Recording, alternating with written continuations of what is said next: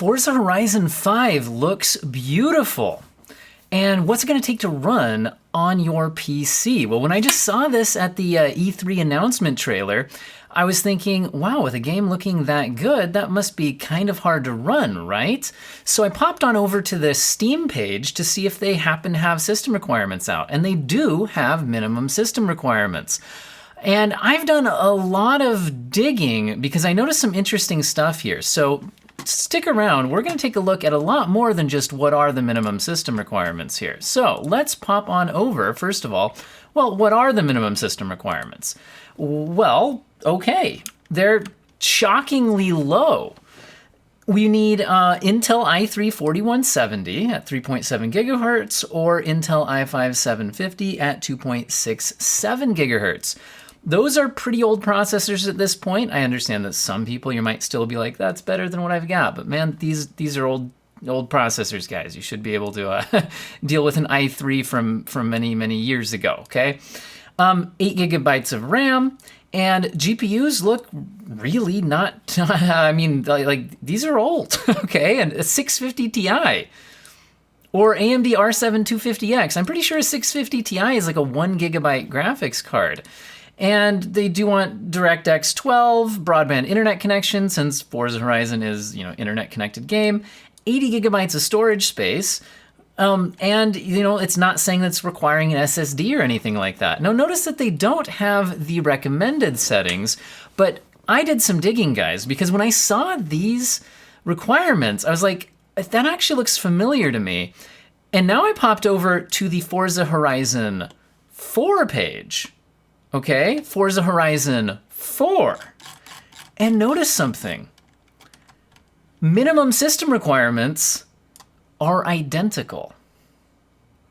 So, I mean, one possibility is that this was just a mistaken copy and paste from Forza Horizon 4. I don't think that's the case, because then why didn't they also copy and paste the recommended settings? But I have a feeling they're designing this game in a way to where the minimum specs are the same as Forza Horizon 4. But maybe the top-end graphical settings are going to offer something beyond what Forza Horizon 4 offered. But let's dive into what this tells us. Okay, so first of all, I think the fact that our minimum settings are the same as Forza Horizon 4 tells us that recommended settings are probably also going to be similar to Forza Horizon 4. Now, no guarantees here, but if you follow me on this, now we can actually get an idea of what performance this is targeting. Because I think it's going to be targeting about what you'd get in Forza Horizon 4 if they're using the same system requirements and a similar engine with just a few updates, right? So what do the minimum system requirements get you on Forza Horizon 4? Well, I looked up Forza Horizon 4 on the GTX 650 Ti, 1 gigabyte, and here's what I found. I found a benchmark video. I'll link this in the description if you want to take a closer look.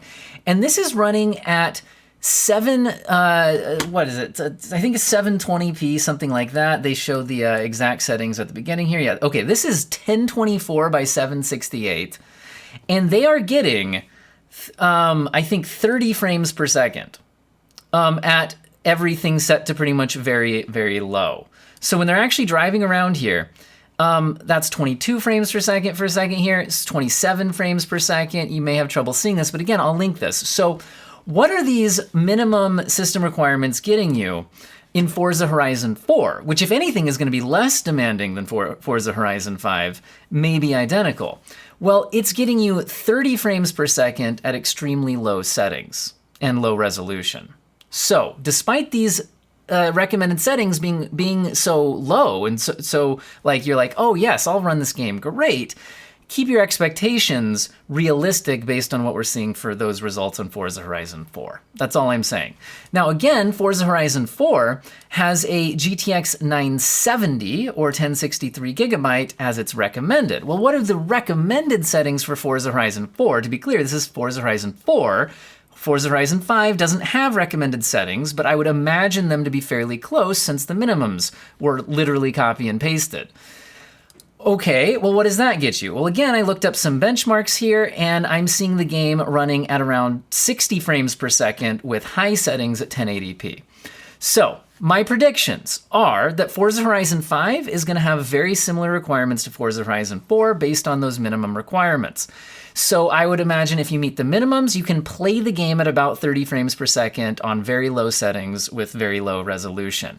If you meet the recommended settings, which again aren't actually released yet, but I'd assume would also be close to Forza Horizon 4 at this point, you're probably going to be 1080p and around 60 frames per second. And that's only on a 970. Cool. So the other thing I want to mention is we do have a bit more information here. I found this Wccftech article talking about Forza Horizon 5 running at 4K 30 frames per second on an Xbox Series X. And they're saying that the ray tracing is only active in Forza Vista, which is I think where you're like showcasing your cars. So if you're curious about the ray tracing situation and things like that, the game's not actually gonna be running ray tracing while you're driving the cars, it looks like. At least on the Xbox Series X. I don't know if the PC settings could offer something else there. But I'd honestly be kind of surprised if it was very different here. So an Xbox Series X is running a GPU that's along the lines of a AMD 6700 XT, although it's difficult to compare what consoles are able to do compared to what PCs are able to do with similar hardware, because usually optimization is able to be much better on consoles than it is on a PC with similar specs.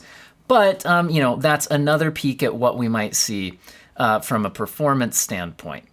Okay, now, if we do want to jump into one last thing about the system requirements here, it's always useful if you're like, well, I don't have these GPUs.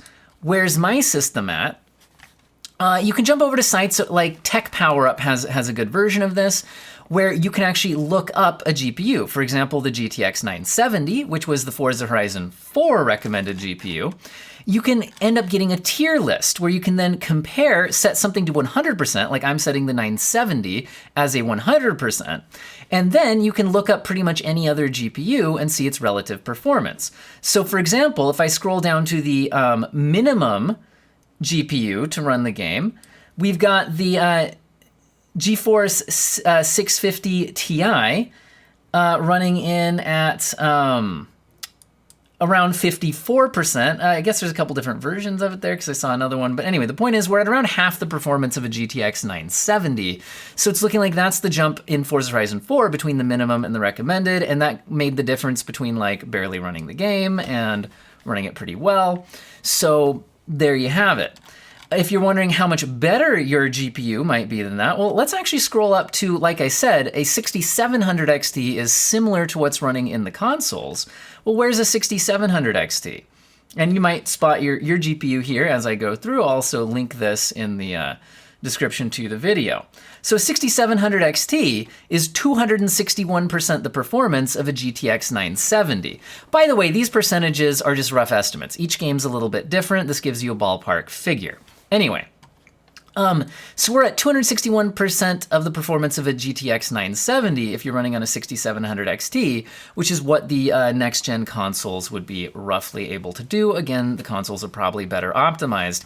And we saw that the consoles will be running 4K 30 frames per second with this level of a GPU. I would expect similar or worse results on a PC with that kind of hardware. All right, guys, hopefully this video was interesting and useful to you. If you're interested in PC and tech comment, feel free to subscribe to the channel. No hard feelings if you don't. Leave a comment with your thoughts. I read every comment on my channel and reply to as many as I can. Thank you to my subscribers. You guys are beautiful people. Where's my off button?